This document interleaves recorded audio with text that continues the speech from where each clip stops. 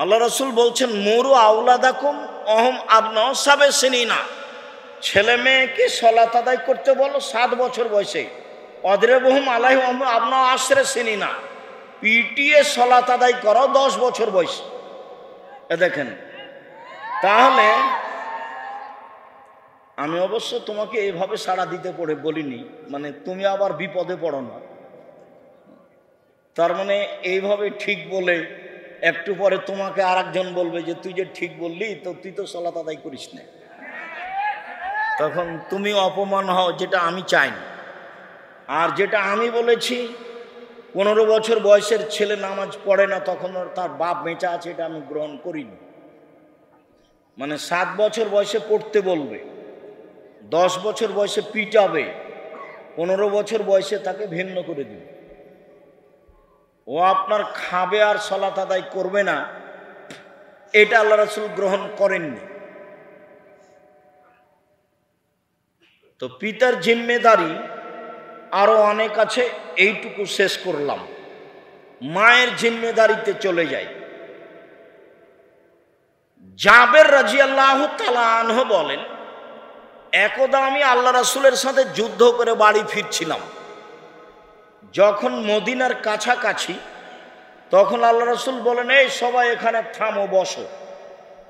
আমি তখন বললাম, আল্লাহর নবী, আমি নতুন বিবাহ করেছি, আমাকে বাড়ি যেতে অনুমতি দেন। তো আল্লাহ রাসূল বললেন, তুমি বিবাহ করেছো, কুমারী না তালাক প্রাপ্তা? তো জাবের বললেন, আমি তালাক প্রাপ্তা মেয়ে বিবাহ করেছি। তাহলে তুমি কুমারী মেয়ে বিবাহ করলে না কেন? তো জাবের বলছেন যে আমি বললাম, আল্লাহর নবী, আমার বাপ উহুদের যুদ্ধে মারা গেছেন 9 জন মেয়ে রেখে, আকরাহ আন উযাব্বিজা মিসলাহুন্না, আমি তাদের মতোই সমবয়সের, আর এক জায়গাতে এসেছে বুখারীতে খারকা, তাদের মতোই কম বয়সের বোকা একটা মেয়ে পরিবারে নিয়ে আসবে, এটা আমি চাইনি। আমি আমার বোনদের সমবয়সের মেয়ে আমি বিবাহ করতে চাইনি 4টা কারণে। এক, লেতুয়াল্লিমাহুন্না, আমার স্ত্রী যেন আমার বোনদেরকে বিদ্যা শিখাতে পারে, এই জন্য তালাক প্রাপ্ত মেয়ে বিবাহ করেছি। অতুয়াদ্দেবাহুন্না, আমার স্ত্রী যেন আমার বোনদের শিষ্টাচার দিতে পারে, এই জন্য আমি তালাক প্রাপ্ত মেয়ে বিবাহ করেছি। অতুরাজ্জেলাহুন্না, আমার স্ত্রী যেন আমার বোনদের মাথার চুল চিরনি করে সাজগোজ করে রাখতে পারে, এই জন্য আমি তালাক প্রাপ্তা, বুদ্ধিমতী, হুঁশিয়ার, চলমান, মোতাজাররব, তাজরবাকার, চিন্তা ভাবনা করা, শক্তিশালী, অভিজ্ঞপূর্ণ আমি মহিলা বিবাহ করেছি। অতাকুম আলাইহিন্না, যে কোনো সময় আমার স্ত্রী যেন আমার বোনদের উপরে পাহারা দিতে পারে। তাহলে মা এক, ছেলে মেয়েকে বিদ্যা শিখাবে, ছেলে মেয়েকে বিদ্যা শিখাবে। আব্দুর রাজ্জাক সাহেব মাই তো কিছু জানেন, তো যার মা কিছু জানে না, আমার মা তার মধ্যে একজন। আমার মা অক্ষরই চিনতেন না, আমার মা অক্ষর চিনতেন না, আরবি অক্ষর কোন রকম করে চিনলেও মিলিয়ে পড়তে পারতেন না, আর বাংলা অক্ষরই চিনতেন না। এমন কোনোদিন ফকির বাড়িতে আমাদের যায়নি, মহিলা পুরুষ যাকে ভিক্ষে দেওয়ার পরে আমার মা বলেনি ফকিরকে যে আমার ছেলেটার জন্য দোয়া করি। তো অনেক ঘটনা আপনাদের জানা আছে, সেগুলো ঘটনা মুখস্থ হয়ে আছে। আমার মা, আমরা একদিন নদীতে গোসল করছি, দেরি করছি, আজকে যাব না নাচল, সেই জন্য নাচলের আমরা ছাত্র 76 থেকে না 82 সাল পর্যন্ত। তো 12টা সাড়ে 12টার দিকে নদী থেকে গোসল করে পড়ে এসেছি। তা আমার মা ভাত রাত সব কিছু রান্না করে রেডি করে নিয়ে বসে আছে। আমাকে বলছে, দেরি করলি কেনে, খায় না, তাড়াতাড়ি বের হ, ট্রেন পাবি না, আজকে যাব না। তো না, যেতেই হবে। না, আজকে যাব না, যেতেই হবে। তাহলে খাবো না, খাস না, যা। ব্যাগ নিয়ে হাঁটা শুরু করেছি, তখন আমাকে বলছে টাকা নেই। বলছে টাকা নিব না, নিস না। খাওয়া ছাড়াই, টাকা ছাড়াই চলে গেলাম। কই, আমার মা তো নরম হলো না। আর আপনি জামিয়া সালাফে ছেলে ভর্তি করে রোজ পাক পাড়েন, কি দেখানো। আর কে ছেলেকে মেরেছে সেই অভিযোগ আমার সামনে পেশ করেন, আমার সামনে অভিযোগ পেশ করিয়েন বা ওই শিক্ষকের সামনে করিয়েন না। একবার যদি শিক্ষককে গিয়ে বলেন যে আপনি আমার ছেলেকে মেরেছেন, তাহলে সেই ছেলেকে এখানে রাখার চেয়ে না রাখা ভালো। কেন? আপনার ছেলেকে ওই শিক্ষক আর পড়া জিজ্ঞাসা করবে। আপনাকেও যদি আমি শিক্ষক করি তো আপনিও আর জিজ্ঞাসা করবেন আপনার ঠেকা বেঁধেছে। আপনি আগেকার মতো বাপ হয়ে বলবেন এই যে দিলাম হাড় হাড্ডি জমা দিয়ে, এই যে দিয়ে গেলাম, তখন শিক্ষক একটু সুযোগ পাবে। তা আমি যখন অনেক বড় প্রতিষ্ঠান জামিয়া সালাফিয়া আপনাদের বাড়ির পাশে যেটা ডাঙ্গিপাড়া, প্রায় 2000 ছেলে মেয়ে পড়ে, অনেক শিক্ষক শিক্ষিকা কর্মচারী, অনেক মানুষ। তো আমি যখন অভিভাবকের সামনে কথা বলি তখন বলি যে মাস্টার যদি আমার ছেলে মেয়েকে মারতে মারতে মেরেই ফেলে দেয়, আমি জানাজা দিয়ে মাটি দিয়ে দেবো, জিজ্ঞাসা করবো না মারলেন কেন। যেটা আমি জিজ্ঞাসা করবো না, পাতাই পড়ি না ওটা। আমাদের ছেলে মেয়ে এখনো আমাদের প্রতিষ্ঠানে ছোট অবস্থায় পড়ছে, ও পাতাই পড়ি না। খুব ভালোভাবে জানি যে আমার ছেলে মেয়ের সাথে শিক্ষকের শত্রুতা নেই, জমি জায়গা নিয়ে গন্ডগোল হয়নি, দোকান নিয়ে গন্ডগোল হয়নি। অতএব মেরেছে, পড়া পারেনি বা কোনো দুষ্টমি আছে, একটা জায়গাতে দুটো মেরেছে মেরেছে মেরেছে। আমি তো 7টা মারছি সকালে বিকালে। বেটা আগে আগে দৌড়াচ্ছে আর পিছে পিছে বাপ দৌড়াচ্ছে, দিয়ে বলছে তোর কাঠখোরা ফাটিয়ে দেবো তো, এভাবে বলছে। আর শিক্ষক মেরেছে সে দুনিয়ার পেঁচাল পাচ্ছে, ও বাপই নয়। আমি ওটাকে বলেছি যে এরকম গার্জেনের ছেলে পড়াবো না, বাপকে জোর করবো আগে। দেশ বিদেশের সর্বোচ্চ মানের শিক্ষক জামিয়া সালাফিয়া ডাঙ্গিপাড়া রাজশাহীতে লক্ষ লক্ষ টাকা খরচ করছি। 32 লক্ষ টাকা মাসে বেতন লাগে, 32 লক্ষ এক মাসে বেতন লাগে। 300 জন শিক্ষক শিক্ষিকা। আর আপনার ছেলে পড়বে না, আপনি আমাকে একটা বলে নিয়ে চলে আসবেন, এটা আমি চাই না।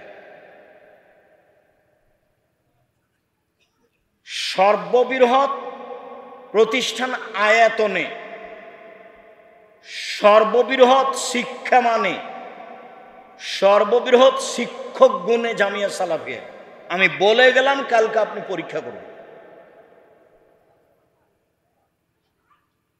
জীবন বাজি রেখে চেষ্টা চালাচ্ছি, আর আপনি চট করে একটা কথা বলবেন, সেটা আমার কাছে পছন্দ নয়। আর যারা দিনী বোনেরা, দিনী ভাইরা বলছে আব্দুর রাজ্জাক সাহেব আসছেন, মানে এটা আর তাফসির মাহফিল নয়। চাঁপাইনবাবগঞ্জের পুরুষ নারী মনে রাখবেন, আমি আব্দুর রাজ্জাক বিন ইউসুফ আপনার কাছের মানুষ, কাছের ভাই, কাছের সন্তান, কাছের মানুষ। দিন ধর্মের ব্যাপারে আমি আপনাকে সবচেয়ে ভালো পরামর্শ দিতে পারবো ইনশাআল্লাহ। জাতির যদি রাস্তাঘাট করে দিতে না পারি, জাতির যদি স্কুল কলেজ করে দিতে না পারি, জাতিকে চূড়ান্ত সঠিক ধর্ম দিতে পারবো ইনশাআল্লাহ। ধর্মের ব্যাপারে জাতিকে ফাঁকি দিয়ে পরকাল হারাতে রাজি নই। অতএব আব্দুর রাজ্জাক একটা নাম বলে নাক সিটকে নিয়ে চলে যে আপনি সফল হবেন না। আর বেশি বললে নেতাকে নিয়ে আসেন, এক যুগের কথা বলা আছে। ভালোবাসা এখানেই রাখেন, যে কোনো মূল্যে আপনাকে সঠিক পথ দিব ইনশাআল্লাহ। ওই প্রস্তুতি আমার কাছে আছে। আমি এই গ্রামের মানুষ, চাঁপাইনবাবগঞ্জের মানুষ। দিনের ব্যাপারে চিন্তা ভাবনা সঠিক, সর্বদাই ব্যস্ত থাকে। এই জন্য আপনাকে আশ্বস্ত করি, মহিলা 4টা দায়িত্ব পালন করবে, তাহলে সন্তানাদি মানুষ হবে। 1, শিক্ষা, উনি জানুক আর না জানুক চেষ্টা করবেন। 2, শিষ্টাচার। শিষ্টাচার কি জিনিস? নখ বড় কেন? নখ বড় কেন? মাথার চুল এভাবে খোপা করেছো কেন? ওভাবে খোপা খুলো। হাতে এভাবে মেহেদি দিয়েছো কেন? এভাবে কোথায় যাচ্ছ? এই কোথায় গেছিলে? শিষ্টাচার কাকে বলে? ওই বাড়িতে বিবাহ লেগেছে, থুবড়া ওখানে যাওয়া হবে না, ওখানে মানুষজন আছে যাওয়া হবে না। শিষ্টাচার। শিষ্টাচার বলতে অন্তত ও যেটুকু বুঝে সেটুকু চেষ্টা করবে। সালাম দিয়ে বাড়িতে ঢুকতে হবে, সালাম দিয়ে বাড়ি থেকে বের হতে হবে, কাপড় মাথায় দিয়ে বাড়ি দিয়ে বের হতে হবে। মেয়ে মানুষ মানে পায়জামা পরবে, জাঙ্ঘিয়ে হাফ প্যান্ট নয়। যেদিন হাঁটতে পারে সেদিন থেকে মেয়েটা পায়জামা পরবে, সেদিন থেকে মাথায় একটা স্কার্ফ দিয়ে চলবে। ছোট থেকেই তাকে ধর্মীয় লেবাসে গড়ে তুলতে হবে, নম্র ভদ্র করার প্রাণপণে চেষ্টা করতে হবে। মা হিসেবে শিক্ষা ও শিষ্টাচারে সরিষা সম পরিমাণ পিছে উঠতে পাবে না।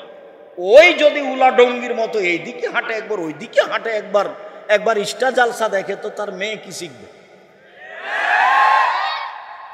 এগুলো দিয়ে একটা পরিবার গড়া যাবে না। মাকে আগে সুন্দর সংশোধন হতে হবে, তাহলে পরিবার সুন্দর হবে। 1 শিক্ষা, 2 শিষ্টাচার, 3 চিরুনি মানে সাজগোজ করে রাখা। বাচ্চাকে পরিপাটি করে রাখতে হবে, এলোমেলো রাখা যাবে না। বাচ্চার পায়জামাটা পরিষ্কার নেই, এটা রাখা যাবে না। বাচ্চার গায়ের জামাটা পরিষ্কার নেই, এটা রাখা যাবে না। ঝকঝকে করে পরিষ্কার করে রাখতে হবে, এটা মায়ের জিম্মেদারি। মা যখন জামাটা গায়ে দিবে বাচ্চার, তখন কোন হাত আগে ঢোকাবে? ডান হাত আগে ঢোকাবে বিসমিল্লাহ বলে। জুতা পরানোর সময় মা কোনটা জুতা পরাবে? ডানটা। মা যখন খুলে নিবে তখন কোনটা খুলবে? বামটা। মা যখন শুইতে যাবে বিছানে তখন দরজা বন্ধ করবে বিসমিল্লাহ বলে, জ্বালানা বন্ধ করবে বিসমিল্লাহ বলে। খাদ্যের পাতিল, তরকারির পাতিল, ভাতের পাতিল, আটার পাতিল সব ঢেকে রাখতে হবে। আল্লাহ রসুল বলছেন কতগুলি বালা মুসিবত রাতে চলে, সেইগুলো খোলা খাদ্যের উপর মধ্যে ঢুকে যায়। সেইগুলি যদি কেউ সকালে খায় তাহলে সে অসুস্থ হয়ে পড়বে। এটা আল্লাহ রসুল বলছেন, বুখারী মুসলিমের হাদিস। জরুরি বাতি ছাড়া, জরুরি বাল্ব ছাড়া সব অফ করে শুইতে হবে। টয়লেটে বাল্ব জ্বলছে, ওটা অফ করতে হবে। আগ্নেয় অপ্রয়োজনীয় বাল্ব আছে, সেটা অফ করতে হবে। ঘরে বাল্ব চলছে অপ্রয়োজনীয়, সেটা বাল্ব অফ করতে হবে। যেটা জরুরি খুব রাতেও লাগবে সেটা ব্যতীত সব অফ করে ঘুমাতে হবে। অফ করার সময় বিসমিল্লাহ বলতে হবে। অতফেউ সারাজাক মজকুরুল্লাহ, বাতি অফ করো, বিসমিল্লাহ বলো। এখন মা যে কি দিয়ে বুঝলো শিষ্টাচার? মা তো কোনোদিন শিষ্টাচারের কথা তার মায়ের মুখে শুনিনি। এইভাবেই শ্বশুর বাড়ি এসেছে, 2 বছর 1 বছর পরে সন্তান হয়েছে, মায়ের কাছে লাহের হয়ে গেছে, 6 মাস লাহেরে থেকেছে। 6 মাস লাহের খাওয়াই হিসাবে ওই পড়াই বাতিল। বউ নিয়ে এসেছো, বাড়িতে রাখবো। শ্বশুর বাড়ি যাবে, তুমিও যাও, সকালে যাবা, বিকালে ফিরে আসবা। শ্বশুর বাড়ি দূরে হলে আজ যাবে, কালকে চলে আসবে। আর যদি নিকটে হতো সকালে যাওয়া, বিকালে ফিরে আসবা। শ্বশুর বাড়িতে বউ রাখার কোনো সুযোগ নেই। শ্বশুরের কাছে কোনো কিছু নিতে হবে না। ফার্নিচার হোক, খাটখাটলা হোক, চৌকি বাক্স হোক, নিয়ে থাকলে 24 ঘন্টার মধ্যে ফেরত দিবা।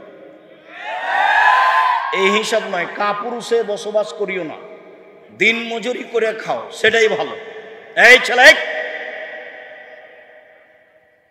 মানুষের বাড়িতে কাজ করে খাওয়া ভালো, শ্বশুরের কাছে কিছু নিতে হবে না, এর নাম যৌতুক। টাকা পয়সা দিয়ে বিবাহ করতে হয়, টাকা পয়সা নিয়ে নয়।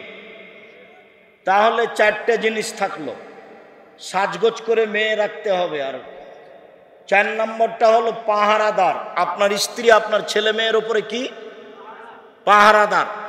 শিক্ষা দিবে মা, শিষ্টাচার দিবে মা, সাজগোজ করে রাখবে মা, পাহারা দিবে মা। এতটি হলো মায়ের কাজ। হাদিস বুখারী মুসলিম। আপনি মহিলা মানুষ 2-1 জন আছেন, আপনার কথা একটু বলি। রাসূল সাল্লাল্লাহু আলাইহি সাল্লামকে হাকিম ইবনে মুয়াবিয়া আল কোশাইরি এসে বলছেন, মা হাক্ক জাওজাতেনা আলাইহি, আমাদের স্ত্রীরা আমাদের কাছে কি পায়, আমরা তাদের কি করতে পারি, কি হক রাখে। তখন আল্লাহ রসুল বললেন, 1, এজা আতামতা আতাইমহা এজা তাইমতা, যখন খাবা তখন খাওয়াবা, যখন পড়বা তখন পড়াবা। অলা তুকাব্বে, কটু কথা বলবো না। অলা তাজরিবিল ওয়াজহা, মুখের ওপরে মারবা না। অলা তাহাজুর ইল্লা ফিল বাইতে, নিজের বাড়ি ছাড়া কোথাও যেতে দিবা না, কোথাও থাকতে দিবা না। শ্বশুর বাড়ি, খালার বাড়ি, নানির বাড়ি, সব বাড়ি নিষেধ। জরুরি প্রয়োজন ছাড়া আপনার স্ত্রী বাড়ির বাইরে যেতে পারবেন। এক, ভালো মানের আপনার ক্ষমতা অনুযায়ী খেতে দিবেন। দুই, ভালো মানের আপনার ক্ষমতা অনুযায়ী কাপড় দিবেন। তিন, গালি, অকথ্য ভাষা, কটু ভাষা বলা নিষেধ। এদিক দিয়ে তো আমাদের চাঁপাইনবাবগঞ্জের লোকজন অনেক পিছনে, একটুতে কম বেশি হলে গালি দিয়ে বসে, মুখ খারাপ করবেন না। চার, কোনো সময় যদি মারাই লাগে হালকা, মুখের উপরে মারবেন না। পাঁচ, যেতে দিবেন না। মহিলারা, আপনাদের একটা কথা বলে আজকের আলোচনা শেষ করি। আল্লাহ রসুল বললেন যে মহিলারা যদি চারটা কাজ করতে পারে জান্নাতের সব দরজা খোলা। এক, এই যে সল্লাত খামসাহা, যখন 5 ওয়াক্ত সালাত আদায় করতে পারবে। দুই, সমাত সাহারাহা, রমজান মাসে সিয়াম পালন করবে। তিন, আতাত বালাহা, স্বামীকে মেনে চলবে। কথা আপনার মুখস্থ আছে, একাধিক দিন শুনেছেন, এ কথাই ঠিক। এরপরেও আমি বলছি, আমল না করলে ভুল তো আপনার, মানতেই হবে। স্বামীকে মেনেই চলতে হবে, তিতা লাগলেও মিঠা লাগলে।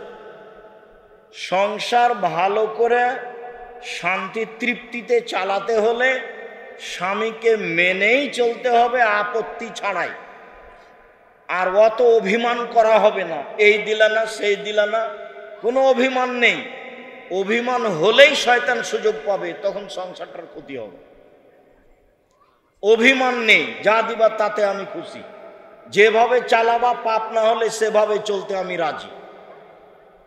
আর শেষেরটা হলো, এক, 5 ওয়াক্ত সালাত। দুই, রমজান মাসে সিয়াম। তিন, স্বামীকে মেনে চলা। চার, জেনায় লিপ্ত না হওয়া। এই চারটা কাজ যদি আপনার থাকে, জান্নাতের সব দরজা খোলা। যদি স্বামীর সাথে গন্ডগোল হয়ে থাকে, আজকে ঠিক করে নেন। যদি অশ্লীল কাজে লিপ্ত হয়ে থাকেন, আজকে রাতে উঠে 2 রাকাত সালাত আদায় করে কান্নাকাটি করে হাত তুলে আল্লাহকে বলেন, আল্লাহ মেনে নেওয়ার জন্য প্রতীক্ষমান আছেন। সম্মানিত দিনী ভাই বোন, পরিবারের জন্য আপনাকে, পরিবারের উপরে আপনাকে সচেতন হওয়ার জন্য আন্তরিকভাবে অনুরোধ জানিয়ে বলছি, এই ছেলে, কথা বলার সময় কোনো কথা যখন সবাই মিলে বলে উঠো, তখন যেই কথাটা বলা হয় সেই কথাটার মান কমে যায়। যার কারণে মুখ বন্ধ করে গুরুত্বপূর্ণ কথা শুনতে থাকতে হবে শেষ পর্যন্ত, তাহলে কথার মান বজায় থাকবে। এটা মনে রাখিও। আপনাদেরও বলছি মুরব্বী, আর আমি দ্বিতীয় যেটা বলছি, জামিয়া সালাফিয়া চাঁপাইনবাবগঞ্জের মানুষের প্রতিষ্ঠান, সেটা আছে রাজশাহীতে থাক, সেটা দিনাজপুরে আছে থাক, সেটা বরিশালে আছে থাক, সেটা ঢাকায় আছে থাক, তবে জামিয়া সালাফিয়া আমাদের ছেলেমেয়েরা পড়বে, এটা আমার ঐকান্তিক আশা। ব্যয়বহুল পয়সা খরচ করে দেশ বিদেশের শিক্ষক দিয়ে জামিয়া সালাফিয়া চলে। আপনার ছেলে মেয়ে এখানে পড়বে, এটাই আমি দাবি রাখি। ডিসেম্বরে ফর্ম নেবেন, জানুয়ারির 1 তারিখ, 1 জানুয়ারি হলো ভর্তির তারিখ, সেদিন ছেলে মেয়ে নিয়ে যাবেন। থাকা খাওয়া সব মিলে, বেতন সেতন সব মিলে 3200 টাকা নেয়। 200-100 টাকা বেশি হতে পারে সময়ের গতিতে। ভর্তি ফি তেমন কিছু বেশি নয়। একটা লোক প্রতিদিন 500 টাকা ইনকাম করলে 15,000 টাকা ইনকাম করবে মাস। ছেলে মেয়েকে পড়াতে হবে, পয়সা খরচ করে, এটাই মাথায় থাকে যেন। দ্বিতীয় হলো এই যে হাত তুলে দোয়া করার ব্যাপারে অনেক দিন লড়াই করতে হয়েছে, এখন আর লাগে না। এরপরে আপনাকে আমি বলছি, হাত তুলেই দোয়া করতে হবে ব্যক্তিগতভাবে। হাত তুলে দোয়া করলে আল্লাহ যেভাবে শোনেন, অন্য পরিস্থিতিতে আল্লাহ সেভাবে শোনেন না। হাত তুলেই বলবেন, আগে প্রশংসা করবেন, তারপর দরুদ পড়বেন, তারপর নিজের কথা বলবেন কান্নাকাটি করে। এই জন্য দুয়ার বইটা নিয়ে যাবেন, থাকলে নিয়ে যে আরেকজনকে দিয়ে দিবেন, না হলে মসজিদে, যেসব মসজিদের শহরে পড়তে চায় না সেখানে দিয়ে দিবেন। দুয়ার বই ছাড়া কেউ যাবেন না।